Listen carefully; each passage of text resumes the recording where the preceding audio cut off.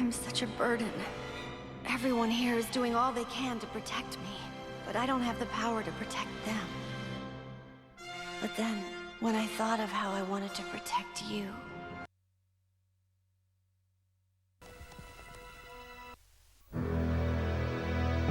Immersed in Ireland's timeless beauty is a dark history of magic, ritual, and primeval worship.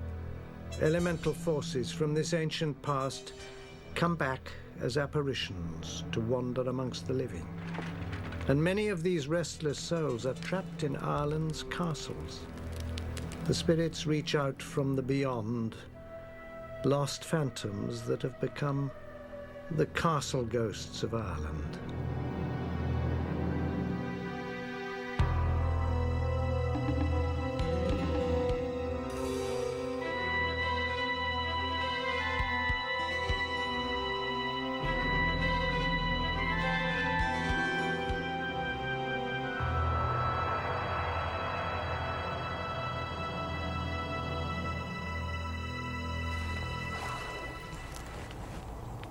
If you don't believe in ghosts, a visit to Ireland might change your mind. The Emerald Isle is filled with eerie occurrences and unexplained phenomena which might make even the most skeptical among you pause for thought. But a word of warning. What you will see could disturb you. Ireland is a land so rich in history and mythology. It is difficult to know where one begins and the other ends.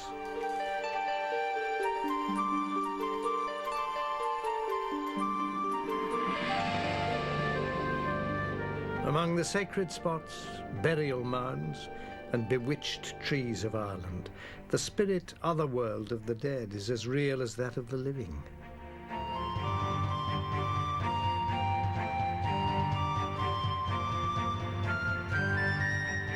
Ireland is crowded with supernatural inhabitants, creatures like fairies. But here, fairies are not cartoon-like creatures with wings and magic wands. According to folklore, they can assume human characteristics and live side by side with mortals.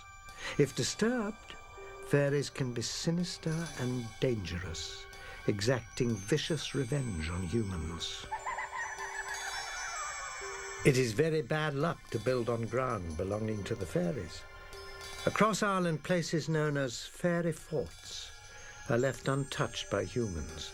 These fairy dwellings often take the form of a ring of trees or a circle of stones.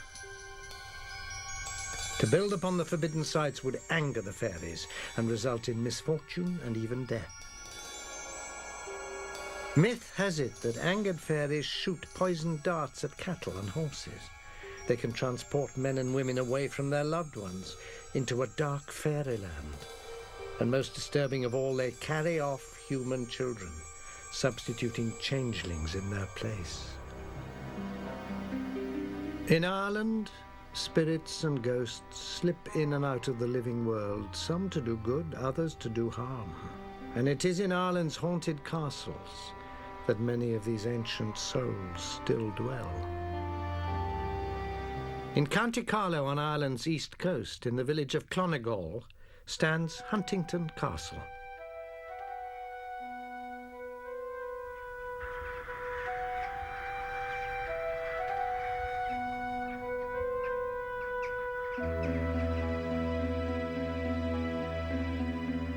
This historic castle is the home of disturbing apparitions from another world and another time.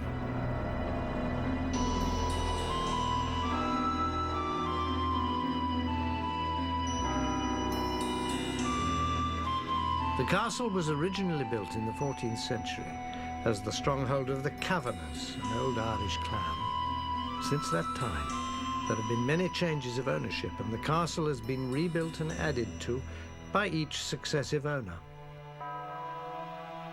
At one time, an abbey stood here. Religion has always had a special place at Huntington. But something even older dwells at Huntington.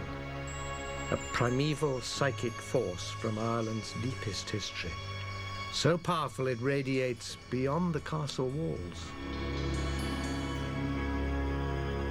In this field, a man who knows Huntington well has been a witness to unusual sightings. He says that he's repeatedly seen a group of men and women in the field in long clothes, that they've been moving away across the field and that they've suddenly vanished.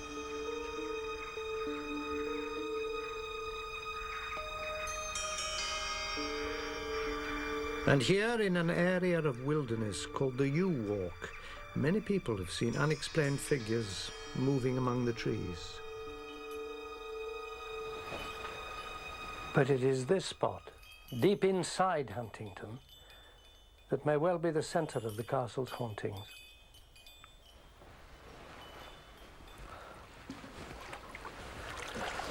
This ancient wellspring, 15 foot deep or so, is believed to be a sacred site and to possess magic power. It has never run dry, and it has provided the castle with a lifeline of water in times of siege.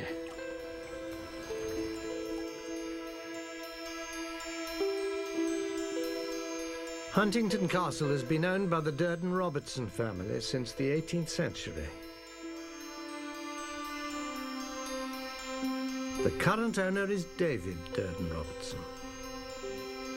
You live among the legends and the stories here, David. Have you experienced anything really strange yourself? I have several, but the most odd experience I had was when I was about 17. I'd gone to sleep on the couch in the library.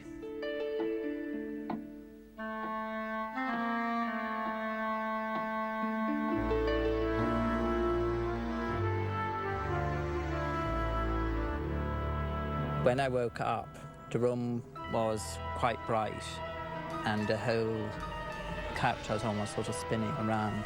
I became aware at that stage that there were two faces peering down at me. His body was lifted up until he was actually floating above the couch.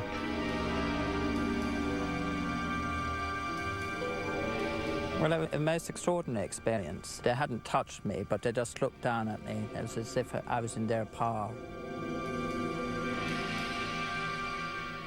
David felt that time had stopped.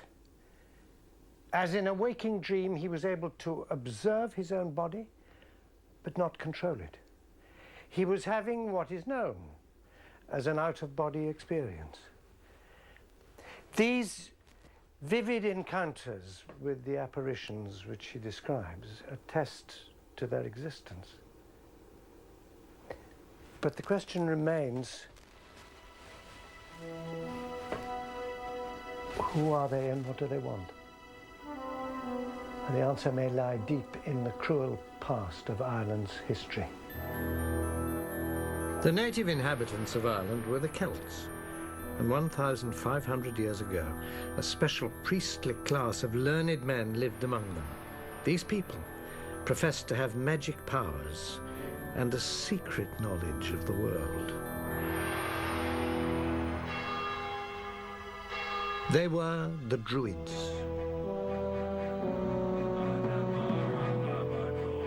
As the keepers of religion, Druid leaders often rivaled Celtic kings and chiefs in prestige, even in power. The Druids have a special place in Irish mythology, for apart from their great learning, their extraordinary powers enabled them to act as intermediaries between gods and mortals. They were believed to be able, at a stroke, to create a mist, start fires at will, or bring down showers of blood. The Druids were held in awe for their wisdom, but they were also feared. Animals were regularly used in sacrifices, but to commune with the gods, Druids needed the most valuable and potent blood offering of all: human sacrifice. The Druids picked fine young men and women who were ritually sacrificed as mates for the gods. Because of their reverence for the natural world, a favorite form of sacrifice was to slit the victims' throats and let their blood flow into the earth.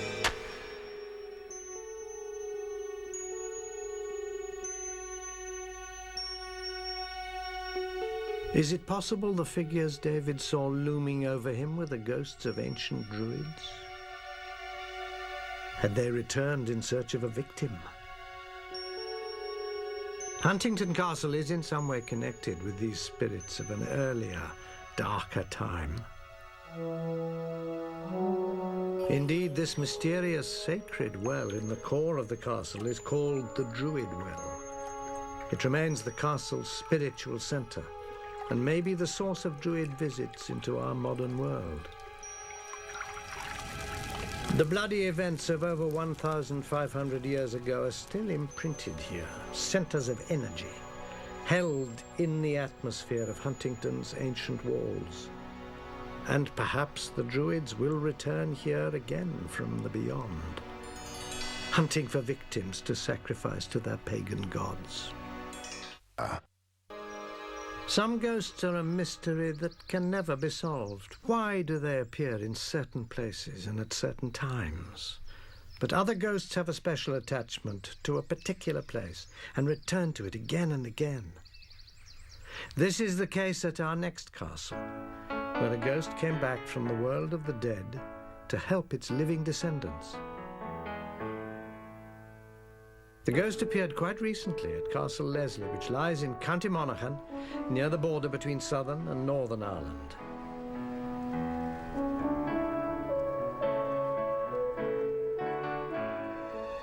The castle has been the home of the Leslie family for over 300 years.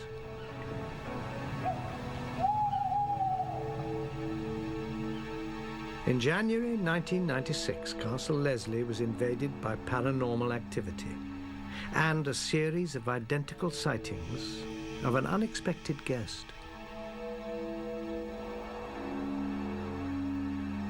Perhaps the mistress of Castle Leslie can throw some light on the enigma.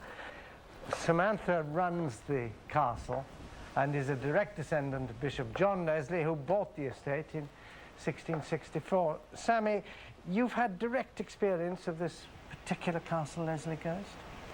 Yes, on a number of occasions the bells in the servants' hall would start ringing and I knew there was nobody else in the house. Another time I was in the hall behind the kitchen and I was looking for something in the deep freeze and I saw a grey figure walk past behind me. Alton?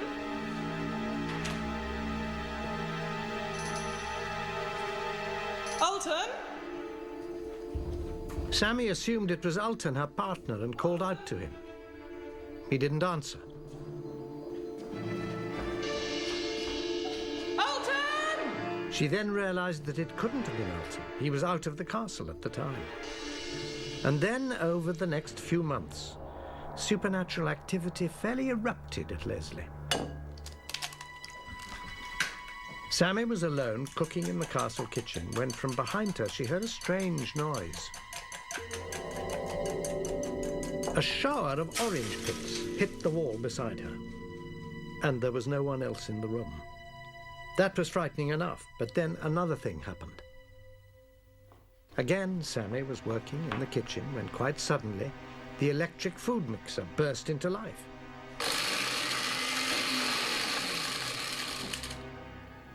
And it wasn't even plugged in.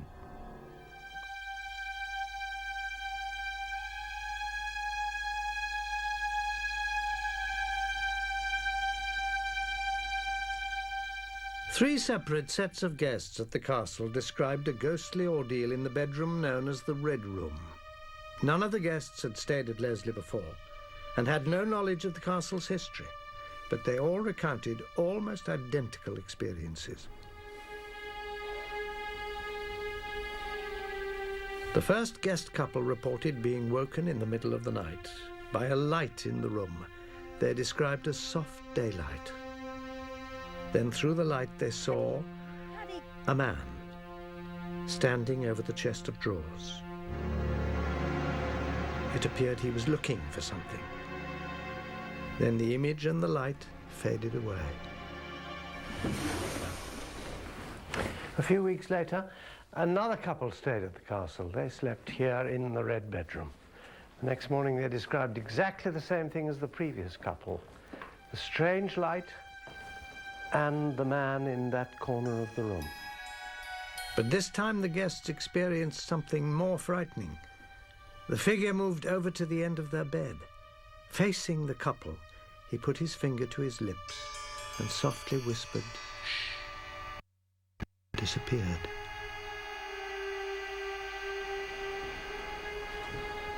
Just a few weeks after the second sighting, a man in the pale light returned to Castle Leslie for a third time. Once again, two guests staying in the red bedroom were woken by the strange light. Terrified, they saw the figure in the corner of the room by the chest. But this time the man walked to the bed, held up a scroll of papers, and smiled.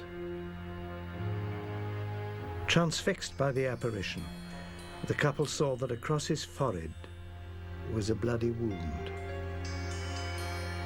Who was this ghost, and why did he keep appearing at the castle?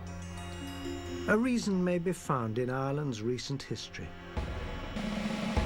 At the outbreak of World War I in 1914, Ireland's soldiers and reservists were immediately mobilized.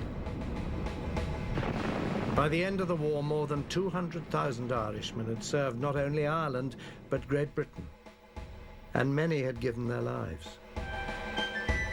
In 1914, Sammy's great-uncle, Norman Leslie, was in his mid-20s. Like so many men at the time, he volunteered to fight in the Great War. Norman was the son of Lady Leonie Leslie. Leonie and Norman were devoted to each other, so it was with great reluctance but a sense of duty that she saw her son leave the castle to fight with the Rifle Brigade in France.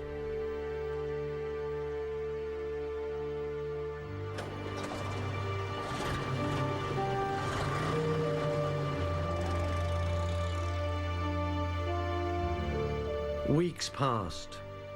The exact whereabouts of his regiment was secret, but Leonie wrote her son many letters, sending him news of home and looking forward to his safe return.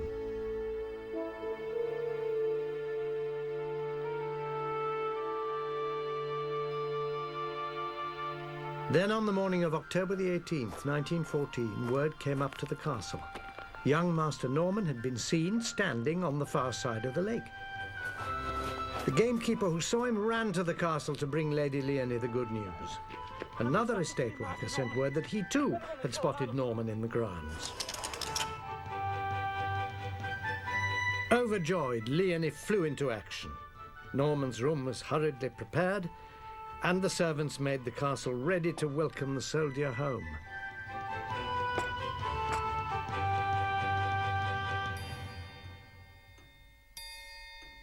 But an hour passed, and then another, and still Norman did not come. He never came.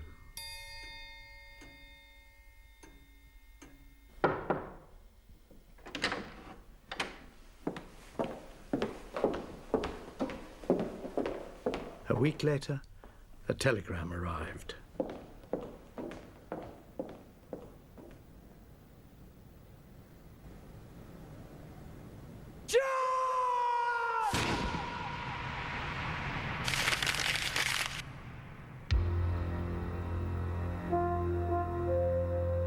Norman had been killed in action at Armentières, France. The date of his death was the 18th of October 1914, the very day he'd been seen standing by the castle lake. It is as if at the very moment of crisis or death, while the spirit is not yet released from earthly bonds, a telepathic connection creates a spontaneous image of the individual. This ghostly image can appear before a loved one or in a place to which in life they were especially attached. Sammy believes it was Norman in the servants' hall trying to attract her attention with the bells. And in the kitchen, throwing the orange pits and starting the appliance.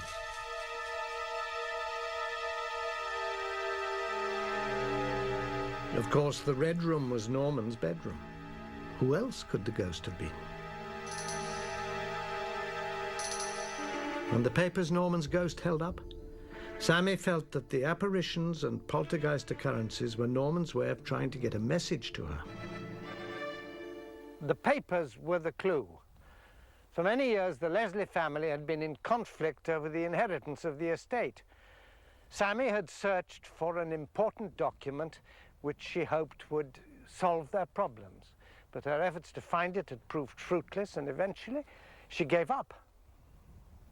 After Norman's ghost was sighted holding the scroll of papers, Sammy was prompted to search for the documents again in the castle vaults.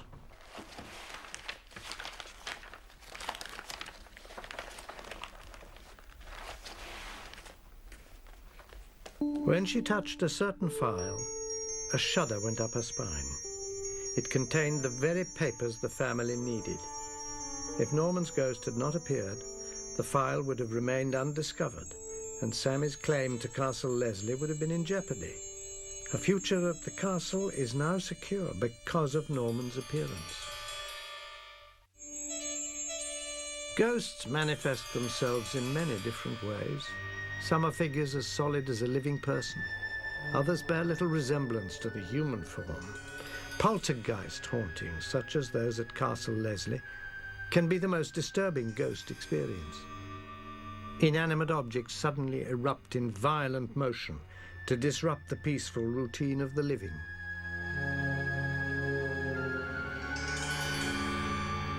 Just such a terrifying poltergeist appeared in County Limerick on Ireland's west coast and took hold of Glynn Castle.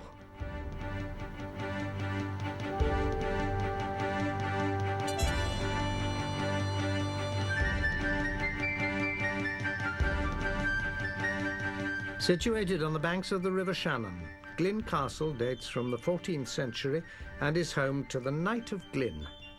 The present castle is a Georgian Gothic fantasy built by the 24th Knight in 1789. Today, the castle remains in the Fitzgerald family and is a delightful home.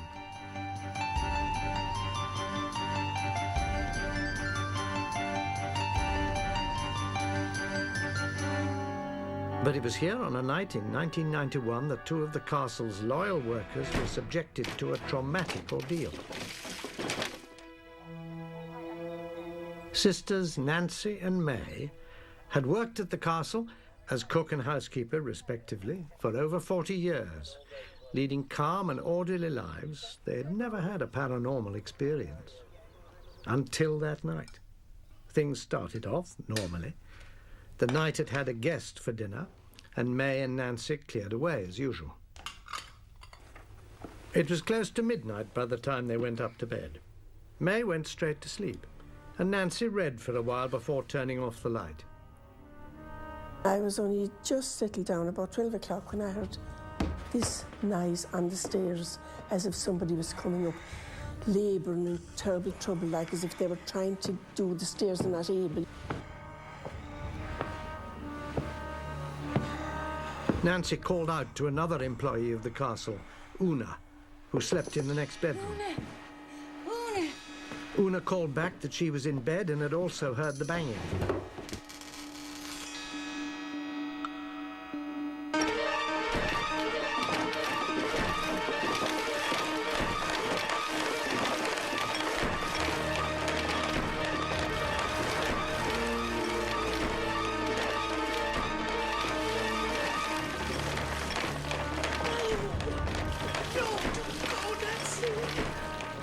Nancy finally crossed the landing in the dark and put her hand to the light switch.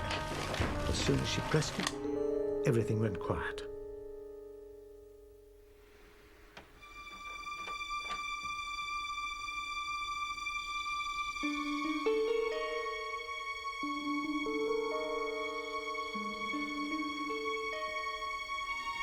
This is the staircase where the noise was coming That's the from. staircase right up here. And the room, which, Right in there. that's the room That's- where you were sleeping. That's where we were sleeping. I would never again in my whole life want the same experience. It was terrible. It was desperate. May and Nancy had spent their working lives in the castle, but they had no idea who or what the poltergeist was. Perhaps another haunting at the castle holds the explanation. Here that surround the castle really commence their own in the spring months. Magnificent array of daffodils and camellias, and also the magnificent shrubs. Sometime later, the Knight of Glyn himself discovered a clue. He learnt that earlier on the day that the poltergeist struck, a group of visitors had been touring the castle. Amongst the visitors had been a psychic medium.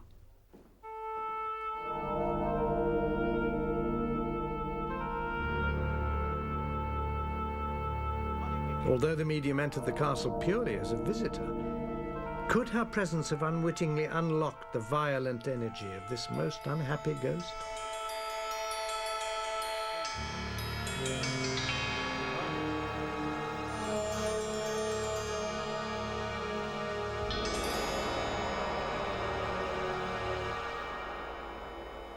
The master of the castle is Desmond Fitzgerald, the Knight of Glyn. The Nancy and May story is quite extraordinary, I think. Now, this is an unfair question. Would you describe Nancy and May at all as suggestible ladies? I can assure you that they did not make that up. It was plain in their faces. They were absolutely terrified. She lay down on the bed. The answer to Glyn Castle's poltergeist activity may lie in a ghostly experience the knight had as a child. Book to your room.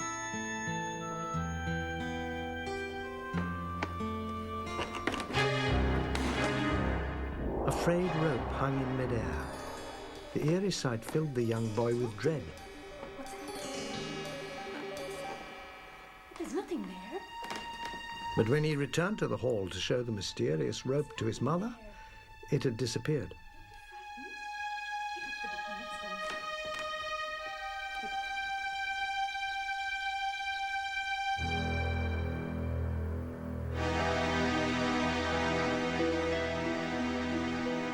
Perhaps the events of nearly 100 years before had some bearing on the strange rope apparition the young knight beheld.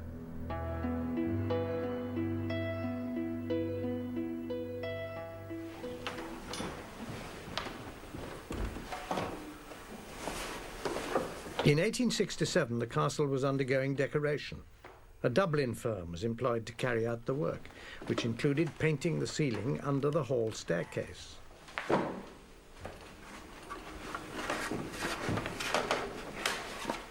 The builders used planks of wood and heavy rope to form a scaffold.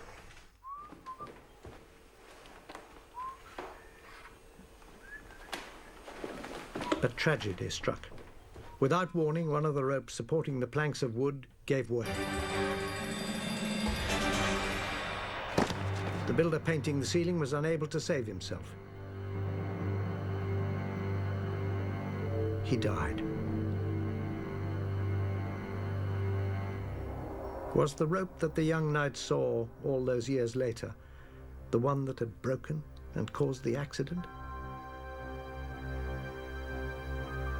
Perhaps the trauma of that long-ago event was still locked into the castle's atmosphere, and it took the sensitivity of a young boy momentarily to connect with the anguish of the long-forgotten tragedy. It was a long time ago, but I can picture that rope hanging there really as if it was yesterday.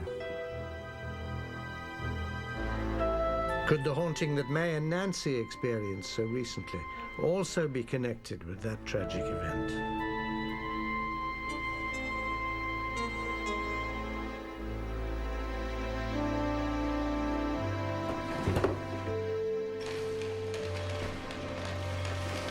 Ghosts of inanimate objects like Glyn's rope are not unique. The strength and intensity of the image may in part be due to the degree of psychic receptiveness of the person present, who seems momentarily to release the ghostly energy. Destination America wants you. Think watching a haunting is terrifying? Now's your chance to face your fears in person. What if he really is seeing ghosts? Destination America is choosing one viewer to appear in a spine-tingling role in the upcoming season of A Haunting. To enter, go to destinationamerica.com/haunting sweepstakes. Can you handle the fear? In whatever form ghosts manifest themselves, none is more terrifying than what is called the elemental. This type of spirit is said to exist near Birr in County Offaly, where it inhabits Leap Castle.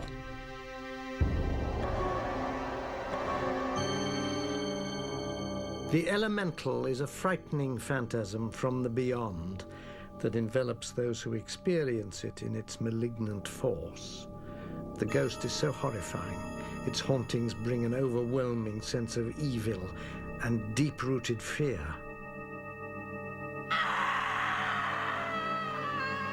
And in one remarkable recorded instance, a witness had an intimate experience with this horrifying apparition. She felt the touch of the appalling thing, known at Leap as It.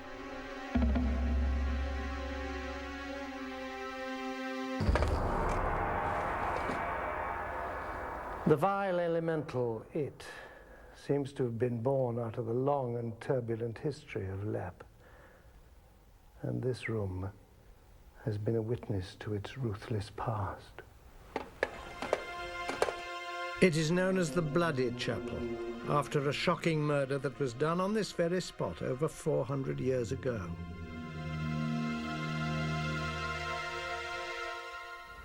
Leap was then a stronghold of the original owners, the powerful O'Carroll family. They were Irish princes, chieftains of the area.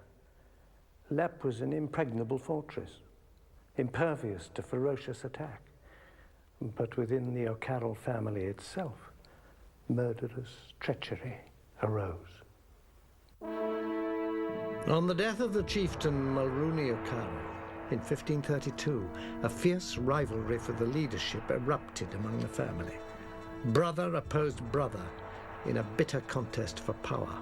One brother was a priest, his opponent another brother named Tig. One night in the castle chapel, the O'Carroll priest was saying mass for a group of his family.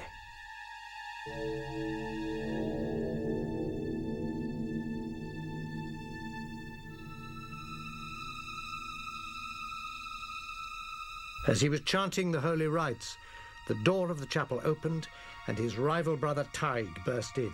Tig lunged forward with his sword, fatally wounding his brother. The butchered priest fell across the altar and died. The heinous act of brother killing brother and the blasphemy of a sacred mass cut short by evil sent an echo of misery ringing round the walls of Leap Castle. The sacrilegious murder of the O'Carroll priest may be one cause of the castle's haunting, but another source of evil was found here at Leap, an evil so foul that it may well have compounded and nurtured the curse of the elemental spirit, It. The ghastly secret was discovered here. It is called an oubliette, a name used to describe a hidden dungeon. It means a little place of forgetting. And those who were forgotten within these walls suffered unimaginable misery and pain until death.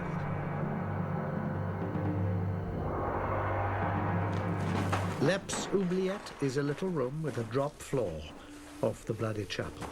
Prisoners from clan wars or family enemies would be pushed into the room to fall through the floor and land on a spike 8 feet below.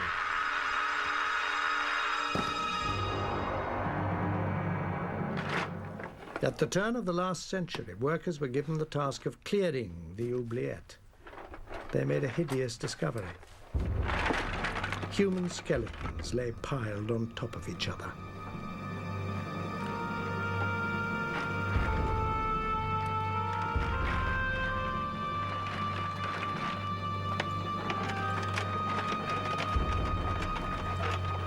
Three cartloads of bones were removed.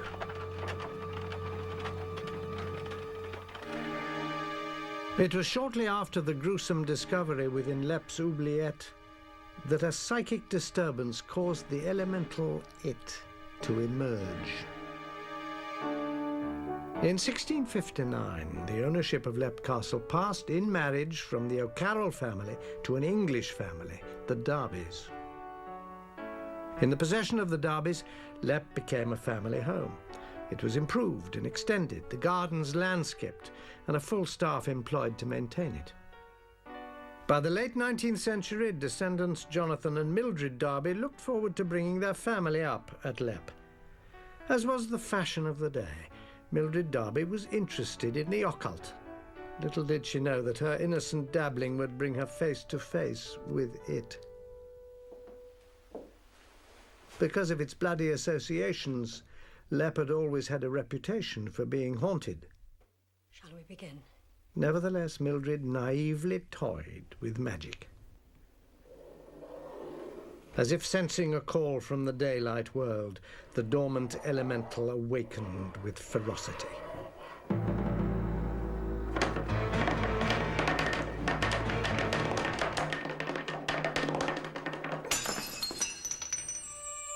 In 1908, Mildred wrote an article for the journal The Occult Review, describing her ordeal at the hands of the terrifying manifestation that infested Lep.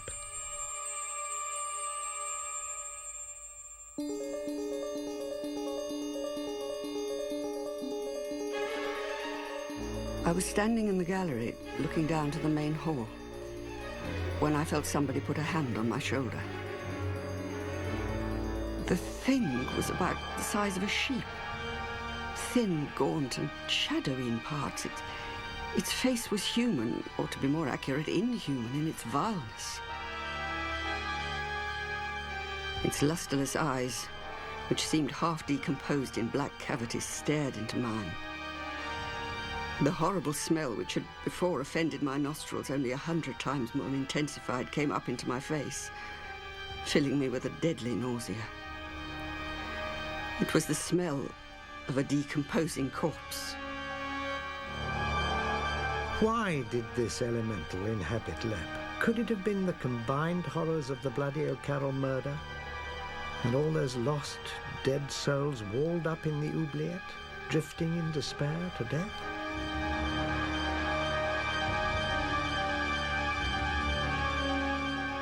Whatever it may have been, after Mrs. Darby's experiments with the black arts, the castle was never the same again. Hauntings plagued Lep, leaving a sinister air throughout the castle. The Darbys stubbornly remained at Lep, but in 1922 the castle suffered another misfortune when, as the home of an English family, it became the target of the Irish struggle for independence. The castle was destroyed by bombs and completely looted. Nothing but a burned-out shell remained. The Darbys were driven out. Eventually, in the 1970s, Lep was bought by an Australian who had links with the area. At this time, a mystic, a white witch from Mexico, was brought in to exorcise the castle. After spending many hours in the bloody chapel, the mystic explained that the spirits at Lep were no longer malevolent, but they wished to remain there.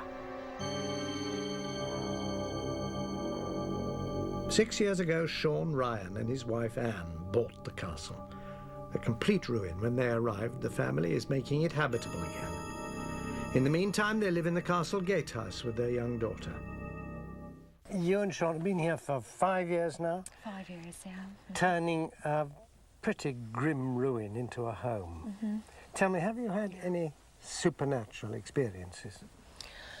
Well, shortly after we arrived here, Sean began working on the building.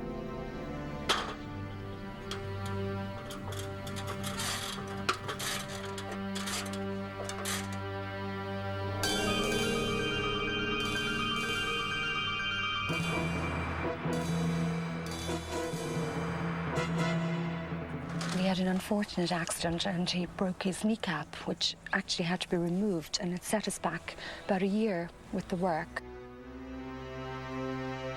When the kneecap repaired, he started to work again.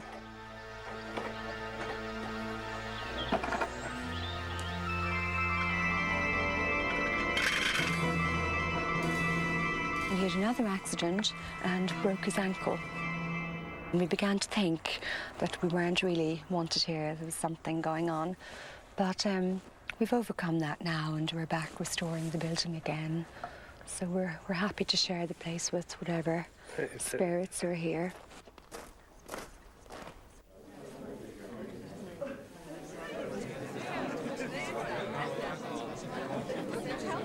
In 1991, Lepp's walls echoed to an unfamiliar sound: laughter.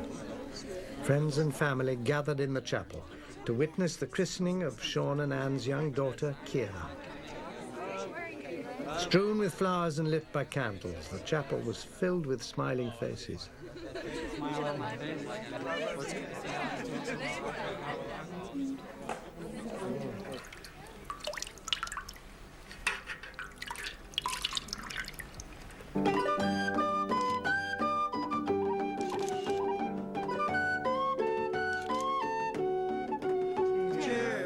We had a marvellous day, all our friends, and great atmosphere, so we think we've laid to rest anything that might have happened previously.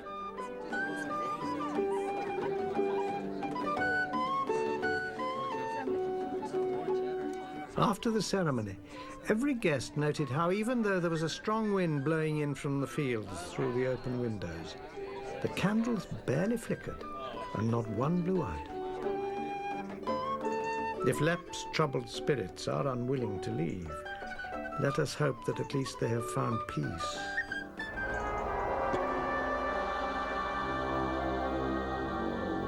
For the people who come face to face with ghosts, the images are a real and often shocking reminder of a world beyond our own.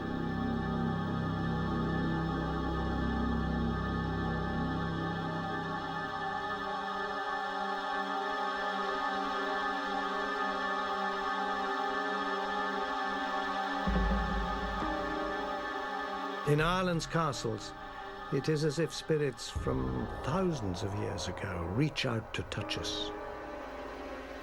The sorcery of an ancient people casts a spell over the living. Spontaneous manifestations assault the senses with their intensity. The anguish of violent death leaves a grim influence. Can the tormented spirits of the past ever be laid to rest?